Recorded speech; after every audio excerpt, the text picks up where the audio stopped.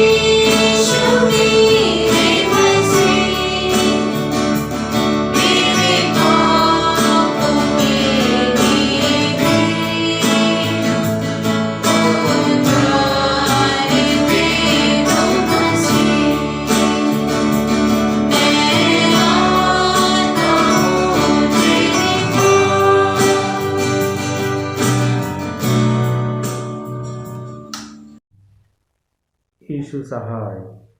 आइए हम परमेश्वर के वचन से मनन करेंगे। मेरा यह विश्वास कि आप सब घर में हैं, सुरक्षित हैं और प्रभु की कृपा आप सबों के जीवन पर है।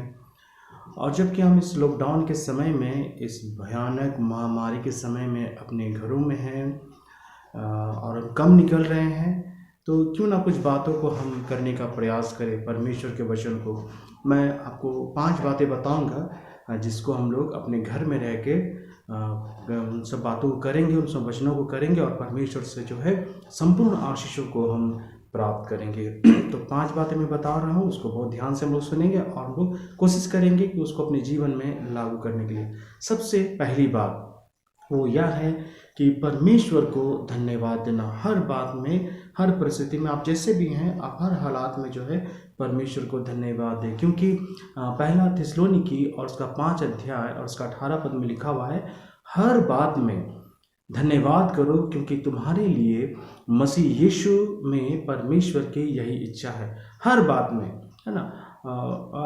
इसको हम सब पूरी तरह विस्तार से तो नहीं बोल सकते हैं, लेकिन आप सोचिए कि आप अगर अच्छा खाना खा रहे हैं तब भी परमेश्वर को धन्यवाद। यदि आप कम खा रहे हैं तब पर भी परमेश्वर को धन्यवाद। यदि आप मेडिसिन ले रहे हैं, हे प्रभु मैं तेरा धन्यवाद करता हूँ, और मेडिसिन को खाते हैं। अगर आप तकलीफ में हैं, कोई दिक्कत नहीं है, प्रभु आपको धन्यवाद। अगर आप चाहते हैं कि इस तकलीफ के द्वारा आपको महिमा मिले, तो मैं खुश हूँ, मैं रेडी हूँ ना। और कुलुस्सियों उसका 5 अध्याय और 15-17 वचन में हम लोग देखते हैं, वचन में या काम में जो कुछ भी करो सब प्रभु यीशु के नाम से करो और उसके द्वारा परमेश्वर पिता का धन्यवाद करो, है ना। वचन में या काम में हम जो कुछ भी करते हैं, उन सब बातों के द्वारा जो है हम लोग अपने परमेश्वर पिता को धन्यवाद देंगे। ये परमेश्वर का वचन है ना। आप अगर कहीं ड्यूटी करते हैं या बच्चे लोग आप क्लास कर रहे हैं, चाहे जूम क्लास कर रहे हैं या पेंटिंग कर रहे हैं या माता पिता का सहायता कर रहे हैं आप घर में, तो आप परमेश्वर को धन्यवाद दीजिए कि प्रभु मैं तेरा धन्यवाद करता हूँ कि आपने मुझे सक्षम किया है कि मैं अपने माता पिता का सहायता कर रहा हूँ या मैं अच्छा से स्टडी कर रहा हूँ, मेरे माता पिता स्वस्थ हैं। इन सब बातों के लिए आपको धन्यवाद। जब हम परमेश्वर को धन्यवाद देते हैं तो परमेश्वर पिता को बहुत खुशी मिलता है, पहली बात, है ना। तो हर बात के लिए हमको परमेश्वर को धन्यवाद देना है। दूसरी बात, अपने शरीर के लिए जो है परमेश्वर को धन्यवाद देना। देखिए हम लोग सबके पास सुंदर शरीर है, 2 आंखें हैं, कान है, नाक है, मुंह है, बढ़िया से हाथ पैर सब दुरुस्त है ना। परमेश्वर ने हमें अच्छा बनाया हमारे शरीर को। तो इन सब बातों के लिए हम परमेश्वर को अपने शरीर के लिए धन्यवाद देंगे। क्यों पता है? 2 कुरिन्थी 4 अध्याय और उसका 10 पद में लिखा हुआ है, हम यीशु मसीह की मृत्यु को अपनी देह में हर समय लिए फिरते हैं कि यीशु का जीवन भी हमारी देह में प्रकट हो। कितना बड़ा बात है, सोचिए कि हम अपने शरीर में प्रभु यीशु मसीह की मृत्यु को लेकर चलते हैं ताकि हम जो है अपनी देह में उसके जीवन को भी प्रकट करें। इससे बड़ा और बात क्या होगी? तो यह शरीर कितना कीमती शरीर है कि हम यीशु मसीह की मृत्यु को इसमें ढोते हैं और फिर यीशु का जीवन भी हमारे देह में प्रकट होता है। इसलिए अपने शरीर के लिए परमेश्वर को धन्यवाद देना, है ना। और 1 कुरिन्थी 6 अध्याय 15 पद में क्या लिखता है, क्या तुम नहीं जानते कि तुम्हारी देह मसीह का अंग है ना। पौलुस हमको स्मरण दिलाता है, भूल गए हो क्या तुमको मालूम नहीं कि तुम्हारा शरीर जो है मसीह का अंग है ना। हमारा शरीर किसका अंग है? मसीह का अंग है। हमारा हाथ पैर सब कुछ जो है प्रभु यीशु मसीह का। इसलिए हमें अपने शरीर के लिए जो है परमेश्वर को धन्यवाद देना है। 1 कुरिन्थी 6 अध्याय और 9 पद में लिखा हुआ है, क्या तुम नहीं जानते कि तुम्हारी देह पवित्र आत्मा का मंदिर है। कितना धन्य वचन है ना। हमारा देह, पौलुस हमको याद दिला रहा है, भूल गए क्या? स्मरण रखो कि तुम्हारा देह जो है वो पवित्र आत्मा का मंदिर है। वो प्रभु तेरा धन्यवाद कि तूने मेरे शरीर को जो है पवित्र आत्मा का मंदिर बनाया है ना। इसके लिए भी हमको धन्यवाद देना चाहिए। आप ऐसे वैसे नहीं हैं, आप परमेश्वर के लिए बहुत इंपॉर्टेंट है ना। पहला पतरस और उसका 2 अध्याय 9 पद में क्या कहता है कि तुम एक चुना हुआ वंश, राजपदधारी, याजकों का समाज और परमेश्वर की नीज प्रजा हो, है ना। हम सब परमेश्वर के पवित्र और चुने हुए लोग हैं। इसलिए परमेश्वर ने हमारे शरीर को पवित्र आत्मा का घर बनाया, मंदिर बनाया है। इसलिए परमेश्वर को धन्यवाद देना ना। तो पहले हम सारी बातों के लिए परमेश्वर को धन्यवाद देंगे और उसके बाद हम परमेश्वर को अपने शरीर के लिए, है ना, अपने बॉडी के लिए परमेश्वर को धन्यवाद देंगे। ठीक है। तीसरा वचन हम लोग देखते हैं, लिखा हम लोग देखेंगे प्रकृति के लिए परमेश्वर को धन्यवाद। ये जो नेचर है इसके लिए हम परमेश्वर को धन्यवाद देंगे। परमेश्वर ने हमारे लिए सुंदर सृष्टि की रचना की है ना, और पूरे सृष्टि पर जो है उत्पत्ति 9 अध्याय 1 से 3 पद तक में देखते हैं, सारे सृष्टि पर परमेश्वर ने हमें अधिकारी के रूप में बनाया है। ये पेड़ पौधा, ये सुंदर सृष्टि, चांद तारा, उन सब बातों के लिए हमको परमेश्वर को धन्यवाद देना है कि नहीं, है ना। हम जो भोजन खाते हैं ये सब हमें पृथ्वी से प्राप्त होती है, तो इसीलिए इस नेचर को जो है हमको धन्यवाद, इस नेचर के लिए परमेश्वर को धन्यवाद देना है। आप धन्यवाद देते हैं ना, पेड़ पौधों के लिए हमें ऑक्सीजन देता है, तो प्रभु हम तेरा धन्यवाद करते हैं कि तूने हमें सुंदर पेड़ पौधा दिया है। पेड़ पौधों को भी धन्यवाद कि उन्होंने हमें ऑक्सीजन दिया। आज बहुत सारे लोग ऑक्सीजन की कमी के कारण लोग त्राहीमाम हैं, लेकिन हम सुरक्षित हैं, इसलिए हम परमेश्वर को धन्यवाद देंगे। आप प्रकृति के लिए भी परमेश्वर को धन्यवाद दें, है ना। और फिर उसके बाद हम लोग धन्यवाद देंगे अपने फैमिली मेम्बर्स के लिए, परमेश्वर को धन्यवाद देंगे, है ना। आप अपने जब सुबह उठते हैं अपने माता पिता को जब देखते हैं तो परमेश्वर को धन्यवाद दीजिए। अपने प्रियों को देखते हैं तो आप परमेश्वर को धन्यवाद दीजिए। अपने पड़ोसियों के लिए परमेश्वर को धन्यवाद दीजिए ना। अगर हमारे मित्र नहीं रहेंगे, हमारे आसपास में हमारे लोग नहीं रहेंगे तो हम अकेले हो जाएंगे, इसलिए हमारे प्रियजन जो होते हैं उन सब के लिए परमेश्वर को धन्यवाद देना है। आज ऐसे भी लोग हैं जिनका अपना कोई भी नहीं है ना, अनाथ रहते हैं और वो रोते हैं कि सबके पास माता पिता हैं, भाई बहन है, पति पत्नी है, सब कोई ना, लेकिन किसी किसी के पास कोई भी नहीं है, तो लोग कितना तकलीफ में रहते हैं। इसलिए आपको अपने माता पिता के लिए, अपने पड़ोसियों के लिए, सब के लिए धन्यवाद देना चाहिए ना। कितना सुंदर परमेश्वर का वचन है ना कि अपने मत्ती उसका 22 अध्याय और उसका 39 पद में लिखा हुआ है, और उसी के समान या दूसरी भी आज्ञा है कि तू अपने पड़ोसी से अपने समान प्रेम कर ना। हमारे पड़ोसी कौन हो गए? जब हम लोग उठते हैं तो मेरे अलावा जो भी मेरे हैं, माता पिता हो या पत्नी हो या मेरा बेटा हो या फिर हमारे भाई बहन हो, हमारे पड़ोसी हो, इष्ट कुटुंब हो, उन सब के लिए हम परमेश्वर को धन्यवाद देंगे ना। और 5वां वचन लिखा हुआ है, हम लोग उसको सुनेंगे कि अपने सताने वालों के लिए परमेश्वर को धन्यवाद देना। बहुत इंपॉर्टेंट है और थोड़ा कठिन काम है कि जो मुझको सताते हैं या मुझे टॉर्चर करते हैं या मेरे परिवार को तबाह करने का प्रयास करते हैं या मेरे खेत खलियान पर प्रॉब्लम क्रिएट करते हैं या हमारे पशुओं को हानि पहुंचाते हैं, ऐसे लोगों के लिए हम कैसे धन्यवाद देंगे? लेकिन परमेश्वर का वचन है तो इसको तो करना पड़ेगा ना। रोमी उसका 12 अध्याय 14 पद में लिखा हुआ है, अपने सताने वालों को आशीष दो, श्राप ना दो, है ना। अपने सताने वालों के लिए आशीष का कारण बनो, उनके लिए उनको आशीष देना है। कठिन काम है ना, लेकिन हमको तो करना है। कठिन काम ही ना प्रभु बोलेगा करने के लिए, इजी रहता तो क्यों बोलता करने के लिए। हाँ, अपने सताने वालों को आशीष देना है, श्राप नहीं कर देना है। रोमी उसका 12 अध्याय और 21 पद में कहता है, बुराई से ना हो परंतु भलाई से बुराई को जीत लो, है ना। भलाई करके बुराई को जीतने के लिए कहता है परमेश्वर का वचन। तो हम भलाई करेंगे। यदि हमारे साथ कोई बुराई करता है तो हम उसके साथ भलाई ही करेंगे, है ना, उसके साथ बुराई नहीं करेंगे। और एक वचन लिखा हुआ है कि रोमी उसका 12 अध्याय और उसका 20 पद में, यदि तेरा बैरी भूखा हो तो उसे खाना खिला ना। यदि मेरा जो दुश्मन है अगर वो भूखा है तो आप उसको खाना खिलाना है, यदि प्यासा है तो उसे पानी पिलाना है, क्योंकि ऐसा करने से तो उसके सिर पर आग के अंगारों का ढेर लगाएगा। बोलता है कि तुम्हारा बैरी अगर भूखा है तो उसको खाना खिलाना, प्यासा तो उसको पानी पिलाना है, ठीक है। तो हम लोग इस लॉकडाउन में 5 बातों को करेंगे अपने घर में रह के एवरीडे। पहला, परमेश्वर को सारी बातों के लिए धन्यवाद ना, और उसके बाद अपने शरीर के लिए परमेश्वर को धन्यवाद, उसके बाद अपने फैमिली मेम्बर्स के लिए परमेश्वर को धन्यवाद, उसके बाद इस प्रकृति के लिए परमेश्वर को धन्यवाद, और अंत में अपने बैरियों के लिए परमेश्वर को धन्यवाद देना, है ना। ठीक है, इन सब बातों को स्मरण रखेंगे। परमेश्वर आप सबों को आशीषित करे। घर में रहिए, खुश रहिए और मास्क और सैनिटाइजर का प्रयोग जरूर से कीजिए। यीशु सहाय। God bless you. आइए हम प्रार्थना करें। हे सर्वशक्तिमान दयालु परमेश्वर पिता, हम धन्यवाद के साथ तेरे निकट आते हैं, तेरी उन सभी आशीषों को, तेरी दया और प्रेम को स्मरण करते हैं प्रभु, जो तूने हमारे जीवन के प्रत्येक दिन में दिया है। हे पिता परमेश्वर, तूने अद्भुत रीति से हमारे प्राणों की रक्षा की है, इसके लिए तुझे धन्यवाद देते हैं। इस समय पिता परमेश्वर, कोरोना महामारी के इस महासंकट के समय हम तेरे निकट आते हैं और तुझसे प्रार्थना करते हैं पिता परमेश्वर, उन सभी परिवार के लोगों के लिए, उन सभी व्यक्तियों के लिए जो कोरोना महामारी से ग्रसित हैं, पीड़ित हैं, संक्रमित हैं। प्रभु तू चंगाई देने वाला परमेश्वर है। तो समय की पूर्णता में तू उन्हें चंगाई दे। तू अनुग्रहकारी और विलंब से क्रोध करने वाला परमेश्वर है।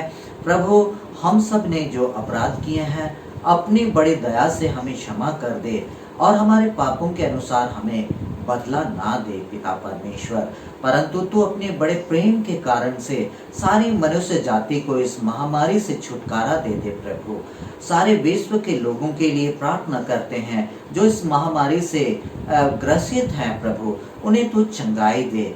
हमारे सारे विश्व भर के सभी राजनीतिक अधिकारियों को आपके हाथ में सौंपते हैं और उन्हें सोचने समझने की सहायता दे और पिता परमेश्वर निस्वार्थ मन दे कि निस्वार्थ भाव से वे विश्व भर में इस कोरोना को मिटाने के लिए अपना योगदान दे सकें। विशेष करके हमारे भारत वर्ष में और हमारे राज्य में पिता परमेश्वर हमारे राजनीतिक अधिकारियों को, प्रधानमंत्री को और हमारे मुख्यमंत्री को और साथ में जितने भी हमारे देश के मंत्रीगण हैं, राज्य के मंत्रीगण हैं, सबको आपके हाथ में सौंपते हैं। प्रभु राजनीतिक स्वार्थ की भावना से ऊपर उठ करके वे प्रभु मानवता के भाव से सारे राज्यवासियों, देशवासियों की सेवा में प्रभु अपना योगदान दे सकें।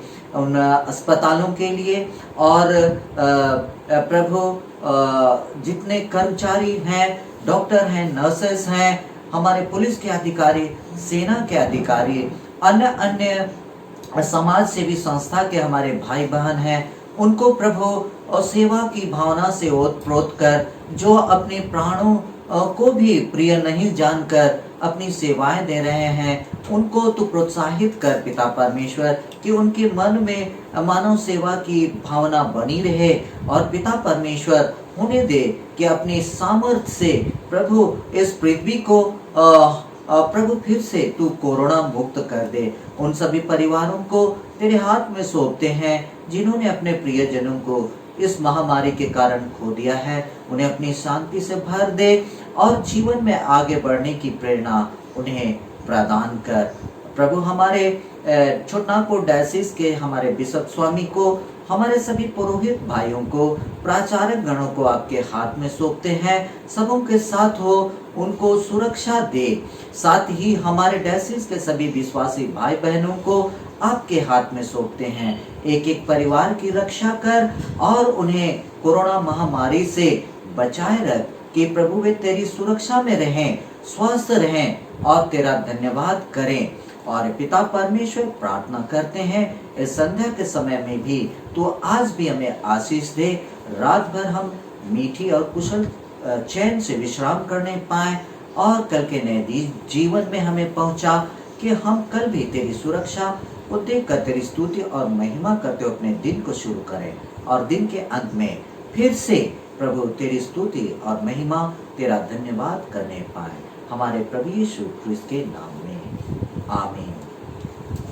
हे हमारे पिता, तू जो स्वर्ग में है, तेरा नाम पवित्र माना जाए, तेरा राज जाए, तेरी इच्छा जैसे स्वर्ग में पूरी होती है वैसे इस पृथ्वी पर भी हो। हमारे दिन भर की रोटी आज हमें दे और हमारे अपराधों को क्षमा कर जैसे हमने अपने अपराधियों को क्षमा किया है, और हमें परीक्षा में न डाल परंतु बुराई से बचा, क्योंकि राज्य, पराक्रम और महिमा अब और सर्वदा तेरी ही है। आमीन। हमारे प्रभु यीशु ख्रिस्त का अनुग्रह, ईश्वर पिता का प्रेम और पवित्र आत्मा की सहभागिता हम सबों के साथ सदा सर्वदा रहे। आमीन। यीशु सहाय।